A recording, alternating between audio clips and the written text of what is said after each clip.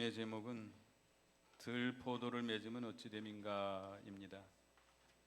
이사야 선지자가 하나님 사랑하는 하나님의 포도원에 대해서 노래한 내용입니다. 그 당시 하나님의 포도원은 이스라엘 나라가 하나님의 포도원입니다. 7절을 보겠습니다. 7절 본문 7절에 보면 무릇 만군의 여호와의 포도원은 이스라엘 족속이요 그가 기뻐하시는 나무는 유다 사람이라. 이스라엘이 하나님의 포도원이고 유다 백성들이 그 백성들이 포도나무입니다. 오늘날 신약 시대에는 교회가 하나님의 포도원입니다. 교회가 하나님의 포도원이고 우리 성도들은 포도나무 가지이죠. 가지라고 말씀했습니다. 요한복음 15장 1절에 보면 나는 참 포도나무요 내 아버지는 농부라 그렇게 말했고요. 말씀했고 5절에 보면 나는 포도나무요 너희는 가지니 그랬습니다. 가지라 그랬습니다. 그러니까 교회가 포도원이고 우리는 포도나무 대신 예수님의 가지가 됩니다. 그래서 이 농부 대신 우리 하나님께서 포도 농사를 하시는데 포도나무를 심고 그 나무를 가꾸는 이유는 무엇이겠습니까? 좋은 포도 열매를 맺히는 것이죠. 그런데 이스라엘 백성들이 들포도를 맺혔다고 이 선지자가 탄식하고 우리 하나님이 탄식하는 오늘 본문입니다. 우리도 이제 다음 주가 추수감사절인데요. 우리가 이 결실의 계절, 하나님 앞에 감사드리는 계절에 우리가 한 해를 돌아다보고 우리가 하나님 앞에 참 포도 열매를 맺혀드리지 못하고 들포도 열매를 맺힌 것을 돌아다보고 회개하는 우리가 저와 여러분이 되시기 바라겠습니다. 여기 첫 번째는 포도원을 위해서 아낌없이 투자하셨습니다 그랬습니다.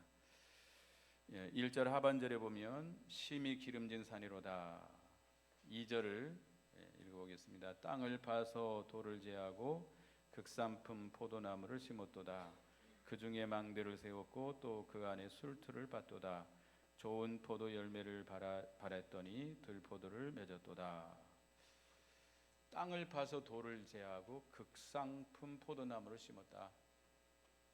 이 기름진 산, 젖과 꿀이 흐르는 가나안 땅을 가리킵니다. 하나님의 약속의 땅, 가나안 땅에 이스라엘 백성들은 애굽의 포로 생활, 종살이하고 있었고 하나님께서 그들을 거기서 건져내서 광야 40년을 연단시킨 다음에 가나안 땅으로 들어오게 했습니다. 그 가나안 땅에는 이미 살고 있는 가나안 칠족족들이 있었죠. 그 가나안 족속들을 제거하고 하나님께서 이스라엘 백성들을 그 가나안 땅에 이주시켜 살게 했습니다. 그리고 하나님께서 그들에게 모든 것을 아낌없이 더할 나위 없이 하나님께서 사랑을 베풀어 주시고 은혜를 베풀어 주셨는데 그것은 그들에게 포도 열매, 참 포도 열매를, 좋은 포도 열매를 맺기를 바라서 그렇게 했던 겁니다. 그런데 그들은 들포도 열매를 맺었어요. 먹을 수 없는, 쓰디 쓰고 너무 텁텁해서 먹을 수 없는 그런 입에 넣으면 뱉어버릴 수밖에 없는 그런 들포도 열매를 맺었던 겁니다. 그래서 하나님께서 탄식하는 것이죠. 오늘날 우리에게도 하나님께서 우리에게 구원의 은혜를 베풀어 주시고 더할 나위 없는, 더 이상 필요 없는 은혜를 우리에게 베풀어 주셨습니다. 우리를 창세전에 그리스도 안에서 택하여 주시고 예수 그리스도를 보내서 우리 예수님께서 십자가 지시고 부활하심으로 구속을 이루어 주시고 성령님을 통해서 우리를 불러서 예수 믿게 하시고 죽었던 영혼을 거듭나게 하시고 영원히 죽지 않는 새 생명을 주시고 하나님의 자녀 삼아 주시고 우리를 눈동자와 같이 귀히 여기시고 우리를 늘 지켜주시고 보호해주시고 날마다 말씀과 성령의 감동으로 우리를 늘 인도해 주신 하나님이십니다. 그러시죠? 우리가 말할 수 없는 이렇게 큰 은혜를 받았어요. 우리가 심히 부족하고 연약하지만 우리를 참아주시고 기다려주시고 우리를 큰 악에 빠지지 않게 하시고 시험에 들지 않게 하시고 악에 빠지지 않도록 지켜주셨던 주님이십니다. 이렇게 큰 은혜를 베풀어 주신 것은 지금 이만큼이라도 우리를 참 살게 해주신 것은 우리에게 좋은 포도 열매, 하나님이 기뻐하시는 거룩한 열매, 성령의 열매, 의의 열매, 진실한 열매를 바라셨는데 우리가 그런 열매를 맺어드리지 못한 것을 우리가 회개해야 되겠습니다. 그래서 두 번째는 들포도를 맺힌 것을 탄식하셨습니다. 그랬습니다. 우리 하나님께서 우리의 이 행위를 보시고 하나님께서 탄식한다는 거예요. 내가 좋은 여기 3절 4절에 보면 예루살렘 주민과 유다 사람들아 구하노니 이제 나와 내 포도원 사이에서 사리를 판단하라. 내가 내 포도원을 위하여 행한 것 외에 무엇을 더할 것이 있으랴. 내가 좋은 포도 맺기를 기다렸거늘 들포도를 맺힘은 어찌 됨인고. 우리 하나님께서 매우 탄식하는 그런 내용이죠. 우리가 좋은 포도를 맺으려면 참 포도나무 대신 예수님께 우리는 접붙여져 있습니다. 그래서 우리는 이제 우리가 예수 안에 거하기를 힘써야 돼요. 신앙생활이 믿음의 생활이라고 하는 것은 주님 안에 거해서 주님을 힘입어서 주님의 생명으로 주님의 지혜로 주님의 능력으로 살아가는 거거든요. 신앙생활은 내가 하는 게 아니에요. 물론 성령 하나님과 내가 합력해서 우리 자신들이 합력해서 나가는 것이지만 하나님이 주권적입니다. 그래서 우리가 내 단독적으로 하는 게 신앙생활이 아니에요. 이 포도나무 가지가 스스로 열매를 맺을 수 있나요? 어디에 붙어 있어야 돼요? 포도나무에 붙어 있어야 돼요. 요한복음 15장 4절에 내 안에 거하라 나도 너희 안에 거하리라. 가지가 포도나무에 붙어 있지 아니하면 스스로 열매를 맺을 수 없음 같이 너희도 내 안에 있지 아니하면 그러하리라. 참 포도 열매를 맺으려면 예수님 안에 거해야 됩니다. 예수님과 붙어 있어서 예수님과 생명의 교통이 이루어져야 돼요. 예수님과 우리가 영적인 교통이 이루어져서 그가 주시는 은혜를 받고 그가 주시는 생명과 능력을 힘입어서 그로 말미암아 그를 위하여 살아가야 됩니다. 이게 신앙생활이에요. 그리고 그 말씀을 받아서 성령의 감동으로 그 말씀을 깨닫고 그 말씀을 믿고 그 말씀대로 순종해 나갈 때 열매가 맺혀지는 거예요. 내가 맺히는 것이 아니라 하나님의 역사로 맺어지는 겁니다. 성령의 역사로 맺어지는 겁니다.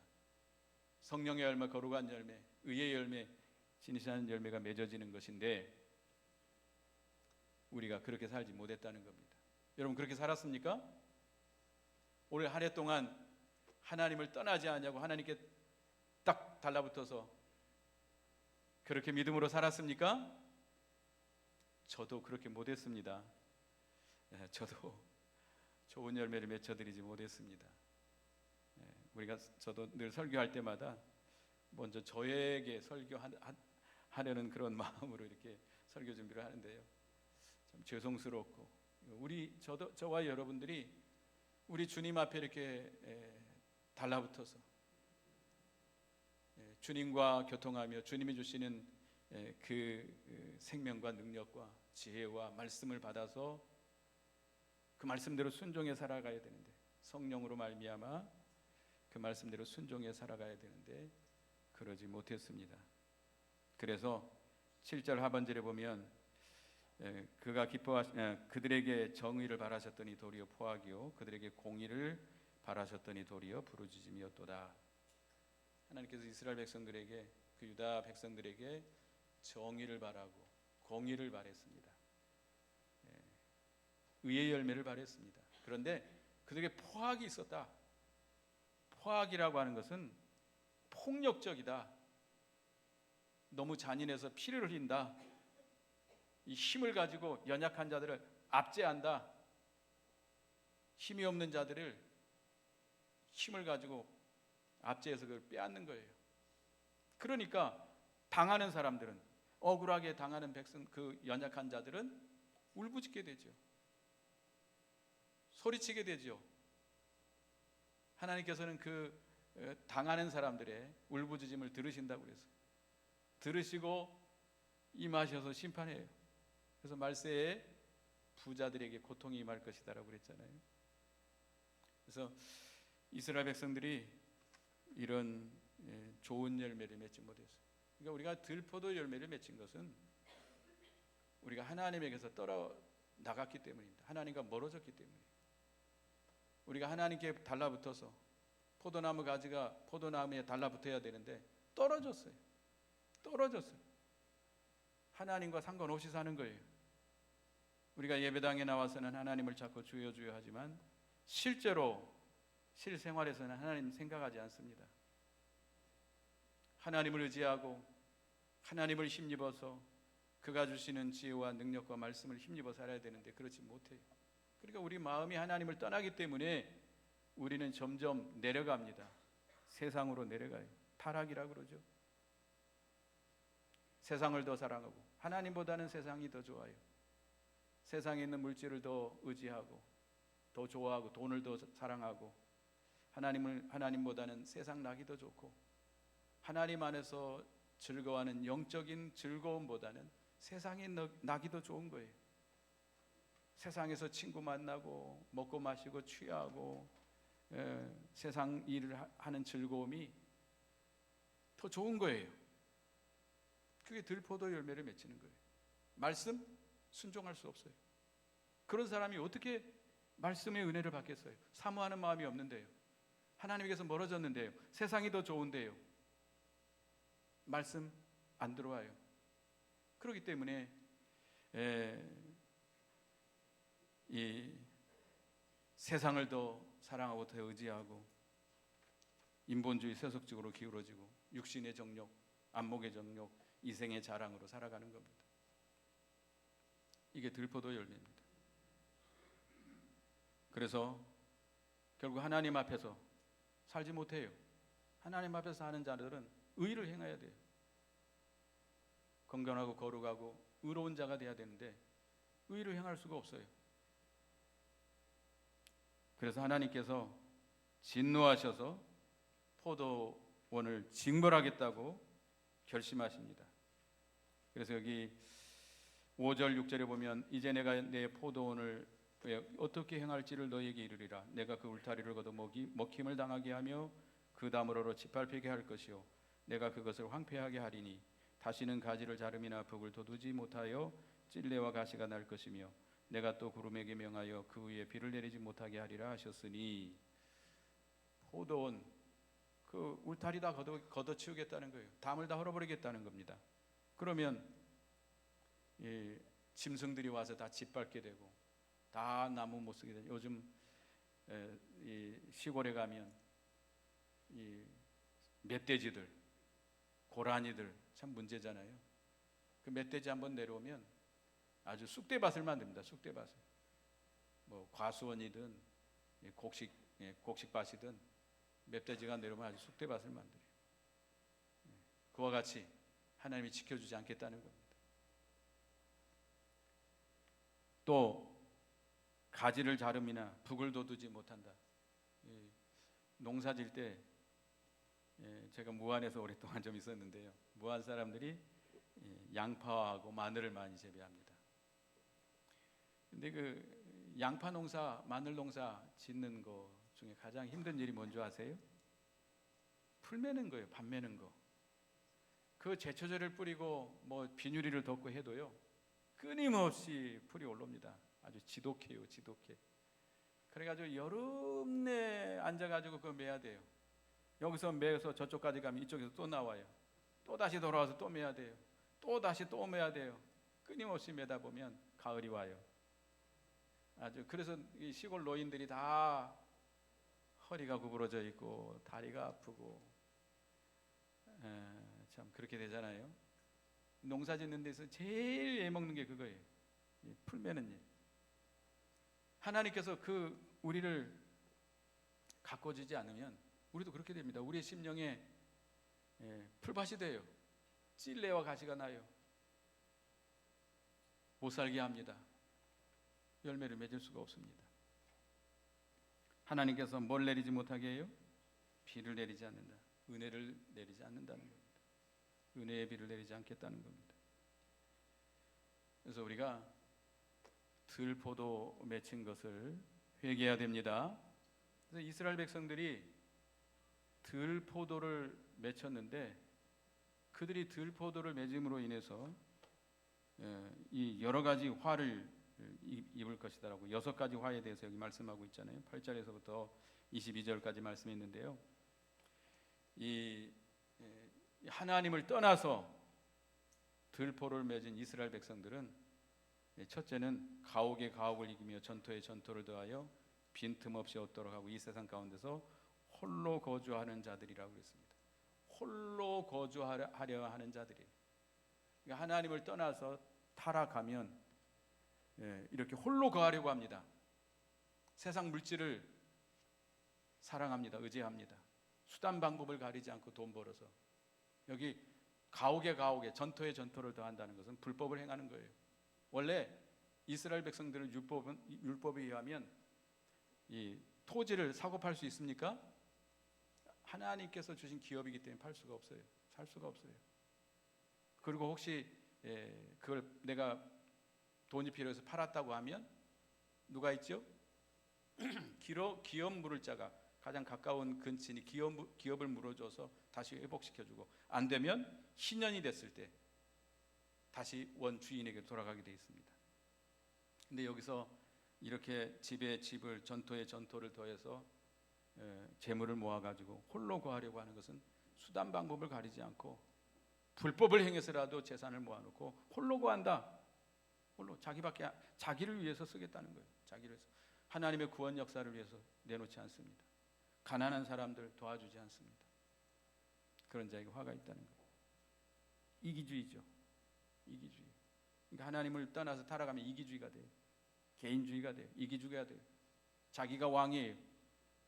다른 사람 무시해요. 질서고 뭐고 다 필요 없습니다. 그런 자에게 화가 있을 것이다.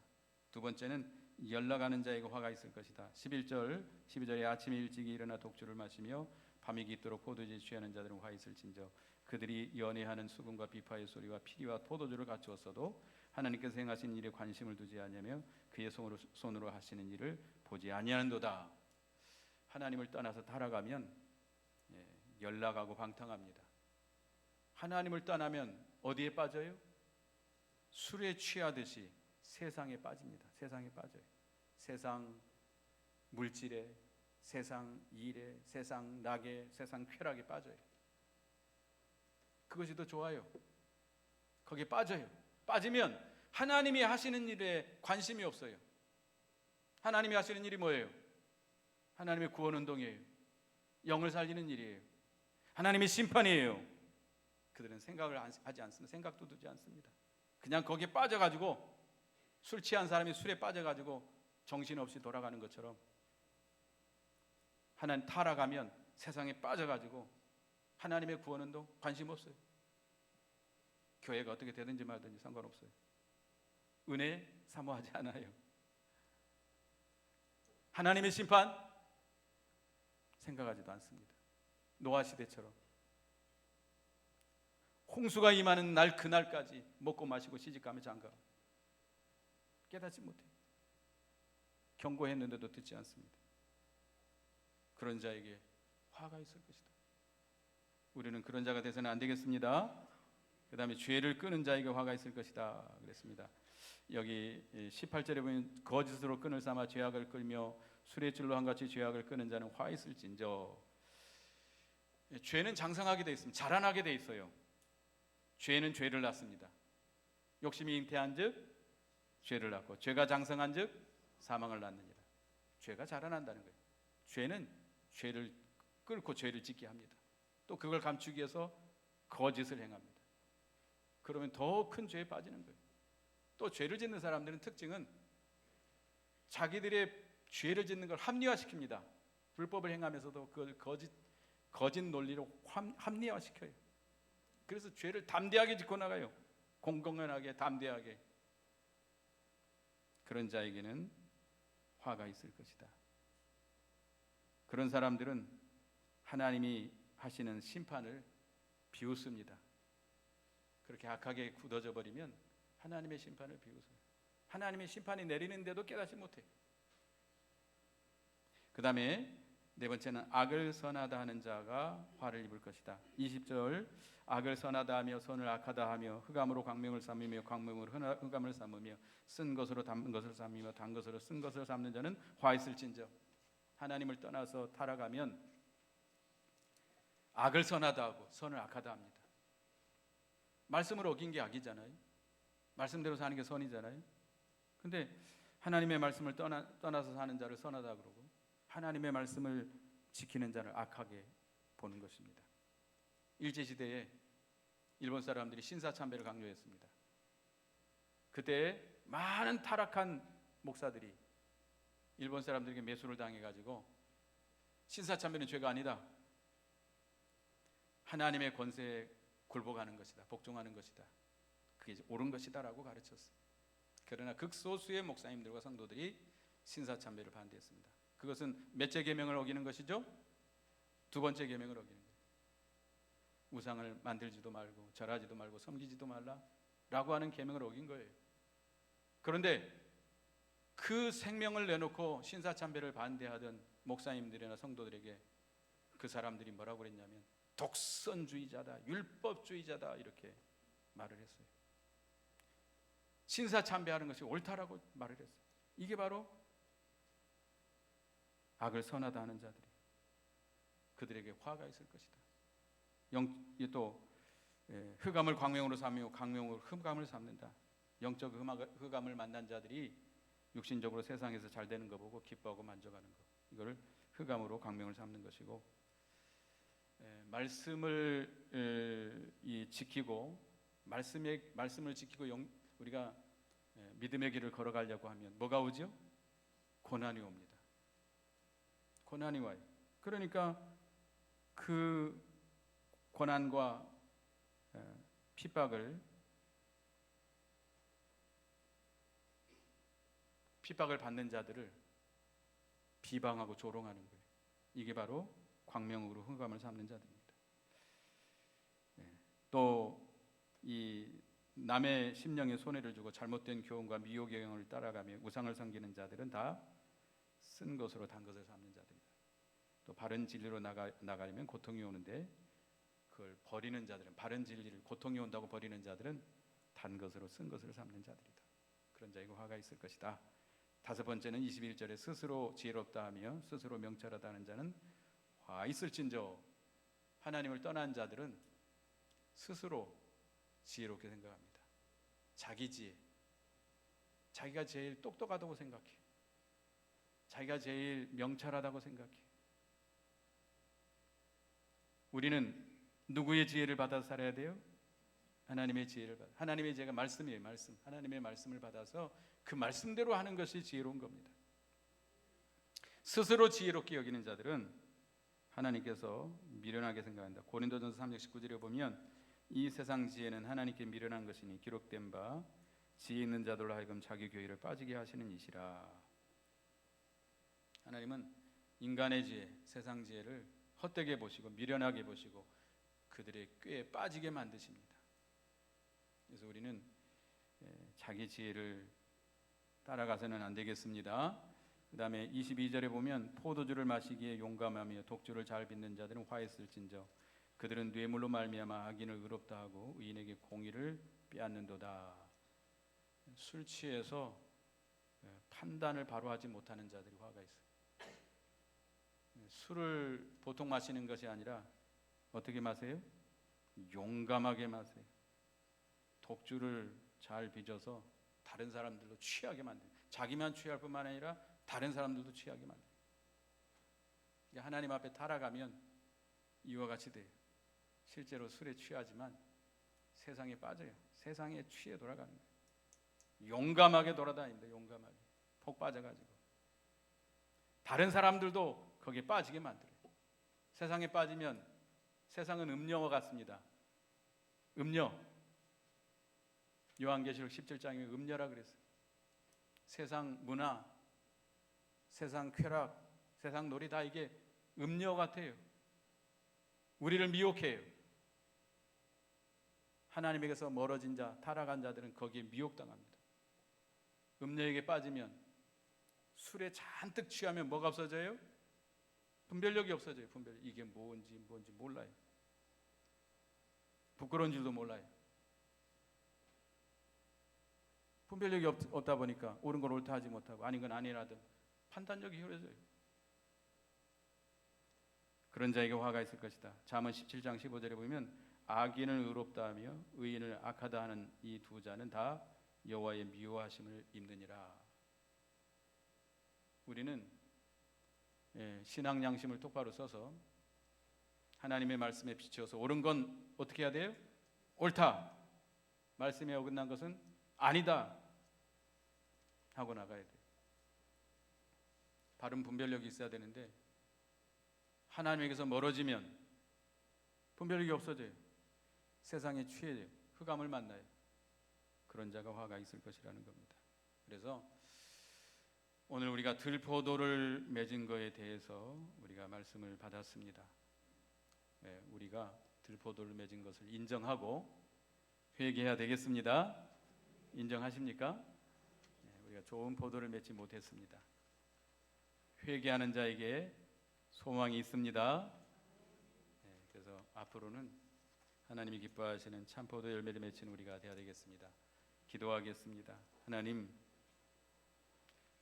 우리를 하나님의 기업체로 삼아주시고 포도원으로 삼아주시고 우리에게 구속의 은혜를 베풀어 주시고 한량없이 많은 더할 나위 없는 은혜를 베풀어 주셨는데 이 모든 것은 우리에게 참 포도 열매, 좋은 포도 열매를 맺기를 위해서였습니다. 그런데 저희들이 좋은 포도 열매를 맺지 못하고 들 포도 열매를 맺혔습니다. 우리가 주님 안에서 주님께 달라붙어서 주님과 교통하고 주님이 주시는 지혜와 능력과 생명과 그 말씀을 받아서 그 말씀대로 그를 힘입어서 성령의 감동으로 살아가야 될 터인데 그렇게 살지 못함으로 말미암아 우리가 들 포도를 맺었습니다. 하나님, 저희들을 불쌍히 여겨 주시옵소서. 이제 우리가 우리 자신들을 돌아다보고 회개하고 하나님이 기뻐하시는 참 포도 열매를 맺히는 저희 모두가 되게 해 주시옵소서. 예수님의 이름으로 기도드리옵나이다. 아멘.